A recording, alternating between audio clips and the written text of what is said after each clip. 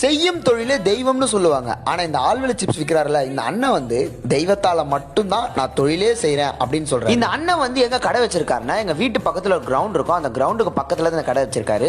எப்பவுமே நான் பைக்ல போகும்போது இவரை பார்த்துட்டே போவேன். இவர் என்ன தெரியுமா அதிகமாக பண்ணுவாரு, வியாபாரம் பண்றதை விட ரொம்ப அதிகமா பைபிள் மட்டும் தான் படிச்சுட்டே இருப்பாரு. ரொம்ப சின்சரா படிச்சுட்டு இருப்பாரு. போன் கூட இருக்கும் அவர்கிட்ட, அதை யூஸ் பண்ணாம அதுல கூட வசனத்தை வந்து யூடியூப்ல வச்சு கேட்டுட்டு இருப்பாரு. பைபிள் படிச்சுட்டே இருக்கும்போது திடீர்னு அவர் கடைக்கு கஸ்டமர் வந்துட்டாங்கன்னா கஸ்டமருக்கு என்னென்ன பொருள் கொடுக்கணுமோ அதுலயும் கரெக்டா கவனம் செலுத்தி வசனம் படிச்சுட்டு இருந்தாரு பாத்தீங்களா, அதையும் பாதியில விட்டுறாம வசனத்தை மறக்க கூடாதுன்றதுக்காக வாய் வழியை ஒப்பிச்சு சொல்லிட்டே இருப்பாரு. அப்ப கூட அவர் நோக்கம் வந்து பைபிள் படிக்கிறது மேலதான் இருக்குது. நான் அவர்கிட்ட கேட்டேன், ஏன்னா வீட்டுல போய் ஃப்ரீயா படிக்கலாமே, ஏன்னா இங்க படிக்கிறீங்க அப்படின்னதுக்கு, இல்லப்பா எனக்கு கர்த்தர் மட்டும் தான் எல்லாமே, என் வாழ்க்கை எனக்கு கர்த்தர் மட்டும்தான், எனக்கு அவர் மிஞ்சி எதுவுமே முக்கியம் கிடையாது, அவர் தான் எனக்கு உலகமே அப்படின்னு அவர் தெளிவா சொன்னார். நீங்களே பாருங்களேன். பைபிள் எப்பவுமே படிப்பீங்களாண்ணா?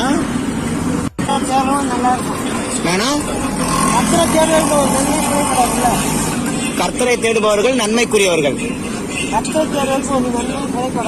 தொலைப்படாது. இந்த அளவுக்கு கடவுள் பக்தி உள்ள இருக்கிற இந்த அண்ணனை பத்தி நீங்க என்ன நினைக்கிறீங்க அப்படின்னு சொல்லிட்டு மறக்காம எல்லாரும் கமெண்ட் செக்ஷன்ல சொல்லிட்டு போங்க.